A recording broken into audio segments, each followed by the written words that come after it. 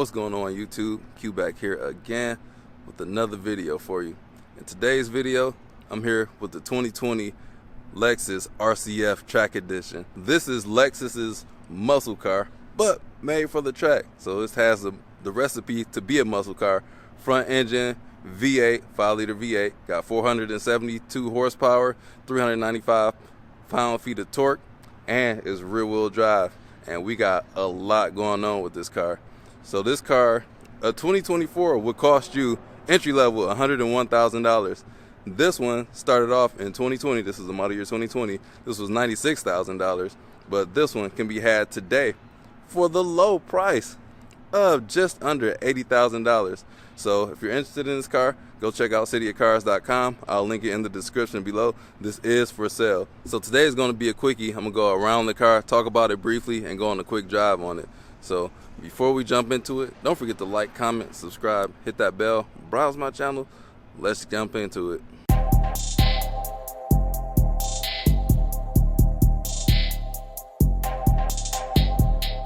And what better way to start a video on an RCF by wearing my shirt by RCF. Shout out to the men of the culture. We got RCF, which is Race Car Friends, Hunter Gang Nate, and Blueprint 1LE. Go check out their channels. They're linked in the feature section of my channel.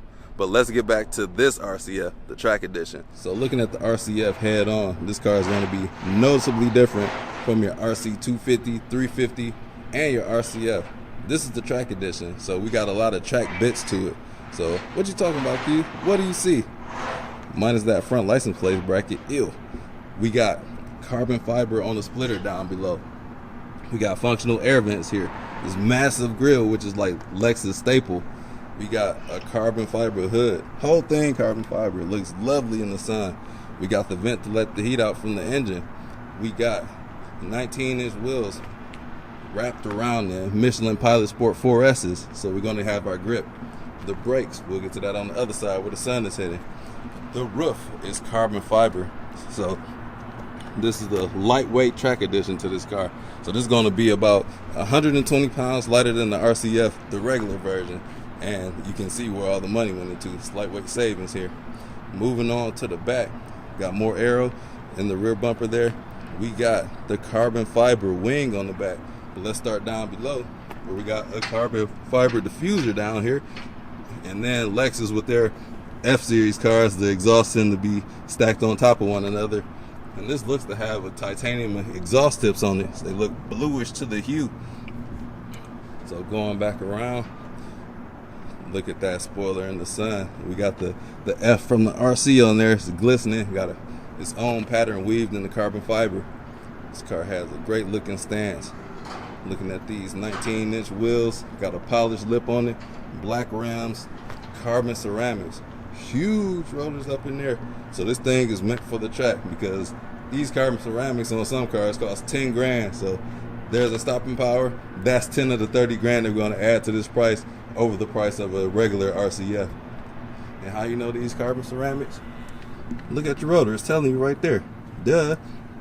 You got the drilled holes in there to keep the brakes cool. So less mass, less metal. The metal holes heat drilling them makes the heat dissipate better. And then we got the black on the mirror caps here. Are these carbon fiber? And they got carbon fiber everywhere else but the mirror caps. We even got carbon fibers on the side sills down here, on the side spoiler. And that hood, once again, the front splitter. Man, this thing looks amazing. So this car is going to match up, believe it or not. It's basically a muscle car. It's got the same recipe. Front engine, rear wheel drive, 472 horsepower, 395 pound-feet of torque. And that actually is lower than some of its rivals. Like you got the Mach 1 Mustang, but that car weighs like 3,800 pounds. Got the SS1LEs around 3,700 pounds. The GT350 was about 3,700 pounds too. So this car is going to line up with those. And we got the 8-speed auto. Man, this thing is going to be, I can't wait to drive it. And then the headlights here. Got a triple beam for our headlights. We got the Lexus swoosh that kind of looks like a Nike sign. I don't know, somebody might be getting sued at some point in the future.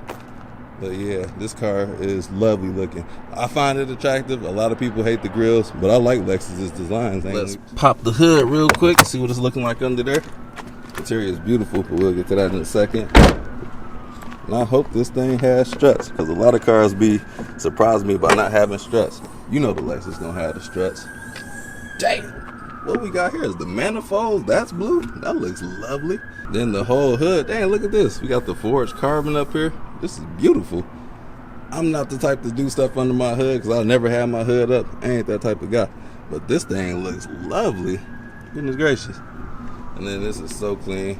Shout out to City of Cars for letting me borrow this car. It is for sale for a cool $80,000, just a hair under it.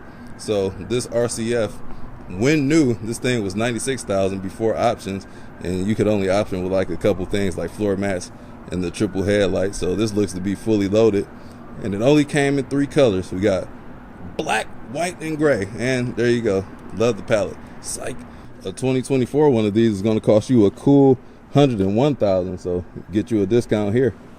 Come around to the inside. What do we have? Red guts. Ew. Shout out to 100 Gang Nate.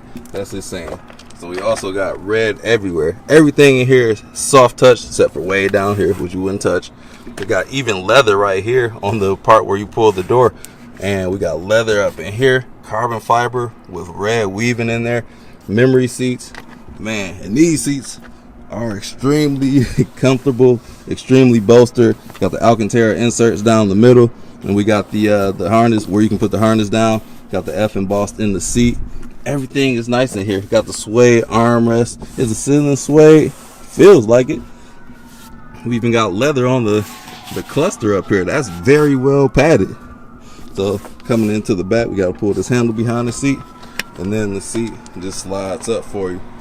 I don't see anybody sitting in these back seats because look at the passenger side over there. It is literally no room between the cushion. So let me see how it is to even fit back here. I'm not even gonna try. Oh, I'm not even gonna try to let the seat all the way back. But yeah, once you in here, it's all right. I wouldn't want to have my seat that far up because you're gonna have your seat up. So just looking at the passenger side, my knees will be crushed. I'm not pulling the seat back, folks. If you got little kids, they can fit back here. Even got vents down here with no controls, and it's so close to the seat, all the air is probably blowing right into the seat. We got the armrest back here. No, this is the track edition. Let me get from out here because I'm cramped in this claustrophobic. Pull the seat back. It'll start to recline back to its normal position. Not a whole lot going on up here. It's pretty simplistic.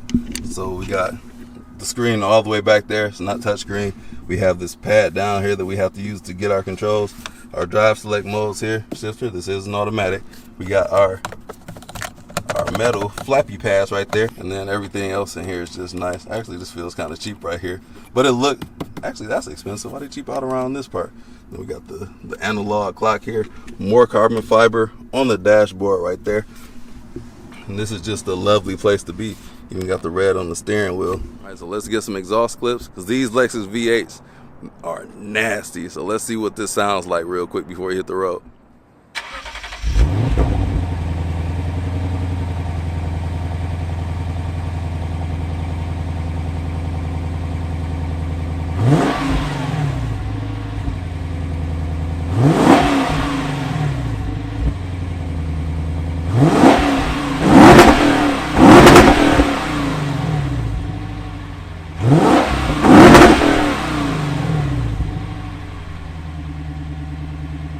Let's spin a couple blocks in the 2020 Lexus RCF Track Edition. That's how you lock the door, unlock it, put your hand back there, do your thing. It's even got RCF on the floor mat, or Lexus RCF on the floor mat.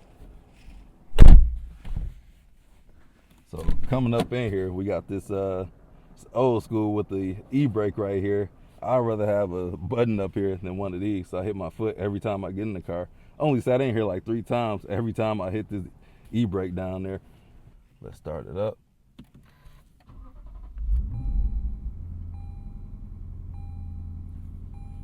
Okay, I see we got the Track Edition up there. Our key battery is low. What we do? Things are screaming at us. I don't know if this is a, what is this? No, I don't know. It says Lexus on it. I thought it was a dash cam, but I don't know. Then our fuel gauge just says our range up here, and you already know we can change what's up there. So at first glance, I noticed some different things in here. Like, I don't even see a fuel gauge. I see our range as in miles to empty, and this is set to Celsius. And this thing revs up quite high. Once the engine warms up, it'll turn from red to whatever color it is, where we see the actual red line, since the engine needs to warm up. And notice we got analog speedometers here. There's a digital one as well, but this car is all about the driving. So we got an analog tachometer in the middle, also with the paddle shifters here. Feel high quality, but I don't know if they're quite metal. And then this is what shocked me. I see this cruise control down here. This is like something old school. My 1990 BMW, it has cruise control with like a little stick right here. That's different to see. But let's get on to driving. And then to change the menus, we press our buttons down here with this touchpad. That's going to be that's going to take some getting used to use, but I'm not going to fiddle around with that too much. Just going to show you what it's like to drive.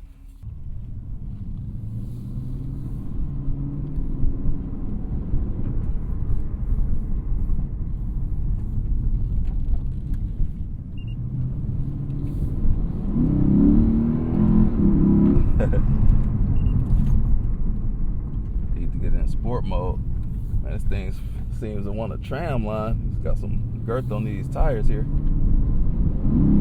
It's like a dual press pedal down here. Like, you can press it down a little bit, or it's like it goes extra far. It'll really take off.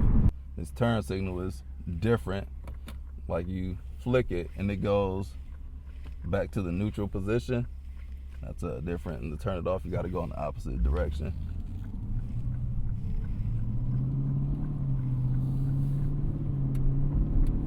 Looking in the rearview mirror, that wing is right in the middle of my slim window already, so it's not a whole lot of rearward visibility looking through there.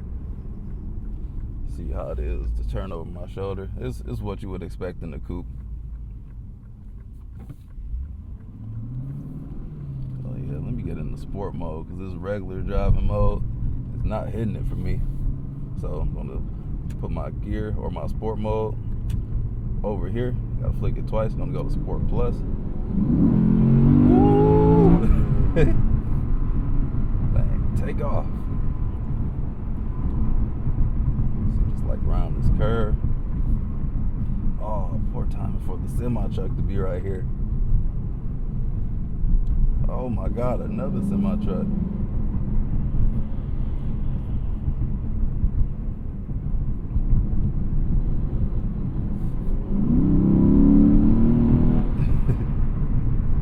Throwing me back in the seat though. All right, our red line has increased. It's over 7,000, about 7,200 right now. This car is built like a tank, man. The steering inputs are very heavy on here. I like that a lot, because it doesn't feel like, a lot of sports cars are way too light. Let's see what our roll is like. It's mainly flat. You can't feel the weight being tossed around though. And this thing is very stiff in this setting right here. See how he handles this curve.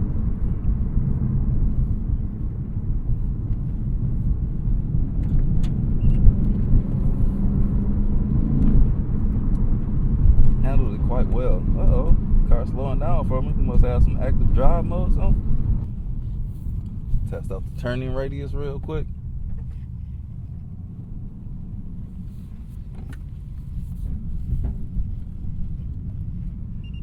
Really good turning radius on there.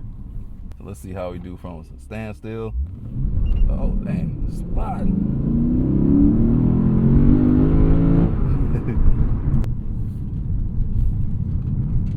Man, this car feels heavy, man, going through those turns. It's not the flattest in the curves, and then just being able to work with the steering right here, you got to work with it.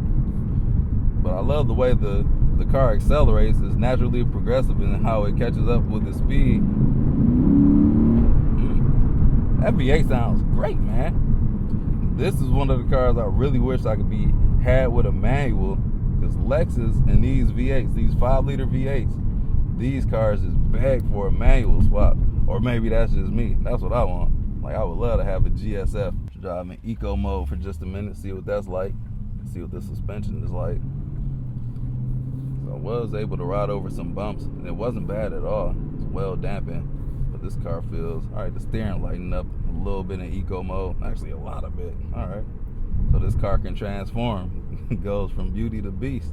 Driving in eco mode, it keeps the revs down low so you can save on fuel, which is, I mean, if you got a car like this, you don't always want to be balls to the wall. Like, I often change my drive modes because I don't want to be rowdy all the time. Sometimes I just want to cruise and relax. This car can do that well. But let's go back up to Sport Plus mode. And these seats are highly bolstered. I really love these seats.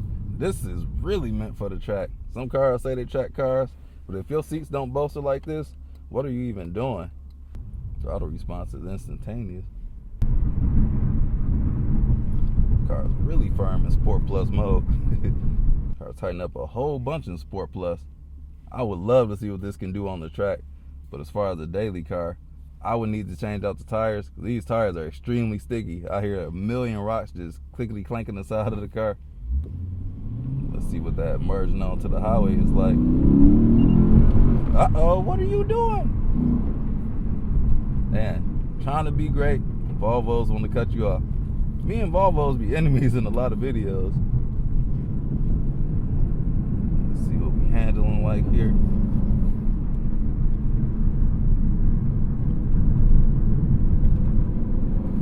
It's flat, man.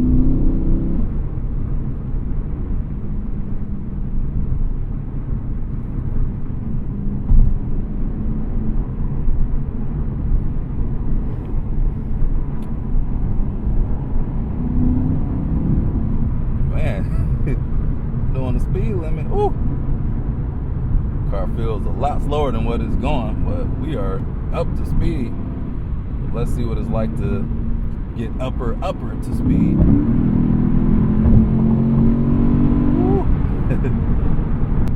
Feels like you're doing nothing at all. It's so composed, so quiet in here too. Really well dampened, like the noise, the sound deadening, really good. Oh shit, let me slow down. Take this curve here. The brakes really bite hard. That initial bite is big. Oh dang, the stopping power on here is great. Goodness gracious. Then the engine braking too with it downshifting by itself. Man. Alright, let's see what these paddle shifters be like. Oh my god. Second gear pull was vicious. Man, these paddle shifters, that response needs to be a little bit more crisp. Kind of slow. For me, let's see what the downshift is like. That took like a whole second. What? Man, the number will change, then it'll engage into gear. That's kind of slow.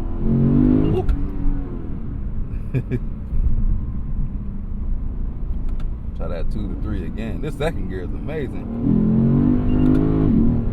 Traction control, we losing it out here today. It's not too warm. It's barely in the 50s, like mid 50s, so can't be going too crazy with this car. I'm shocked it actually slides like this, but it's got to be the summer tires and winter-like conditions. Yeah, I don't like this transmission. It's not fast enough for me. We need a dual clutch or something faster, like a ZF or something. So I'm sitting here thinking, who is this car actually for? Like, you want a comfortable car that you can take to a track? $100 grand on this. Would you get this or would you get the LC? I don't know. I think the LC might be the one to buy for $100K. If I'm spending 6 figures on a new one, I might have to go that route because it's a bigger car and this is smaller. But for $100 grand, I don't quite think this would be the one for me. I need to see something else because this car is archaic on the inside. Like this screen is like way back there. We need that thing closer to me. I really don't care for this touchpad here. It's nice that we do have buttons right here in our climate control. Like, I don't like sliders. I don't even know how to use the climate control in here. Like, I want to focus on driving. I don't want to be, and if you own the car, this won't be a problem to you, but I just need simple touch buttons and knobs where it's easier. Like, I know Cadillac had the Q system where they had the haptic feedback on the center console, that was a horrible design, and they had to redesign that quite fast, because it's like somebody designed it sitting at a desk and not thinking about you actually have to drive and be on the road with imperfections. You don't have time to be figuring out where to exactly put your finger at, or to feel if whatever input you put in actually went through. But for this price, I guess you're playing for the exclusivity of it. It is a rarer vehicle. It's still in production to this day. You can order a new one if you want to. But yeah, 100 grand is a big ask in my opinion. Let me know what you think about that, because I don't know, it's kind of pushing it. So one thing I noticed that's missing that I'm looking for, I don't know where the heated seats are, and this shouldn't have heated seats as a track car, but with seats as nice as this, you would think it would have heated seats. But I don't know how companies call a track car. Like my GT350, I had the track pack, but I had heated and ventilated seats. So is it like you trying to be an everyday car, a track car? Because this is a luxury brand, you would think it would still have it. So I don't know. But all this stuff, this is so soft to the touch. And if you're cruising on a road trip, this down here is very well padded. All this stuff is very well padded. Even up here, I'm impressed. And this isn't the up level audio in here. I think that would be Mark Levinson if we were to go all that way. Then one more block, and this engine be bogging down once you downshift.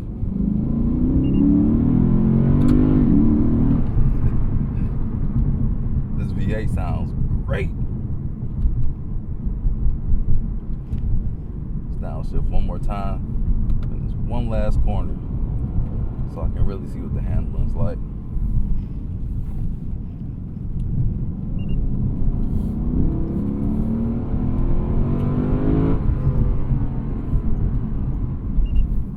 Love being able to rev out.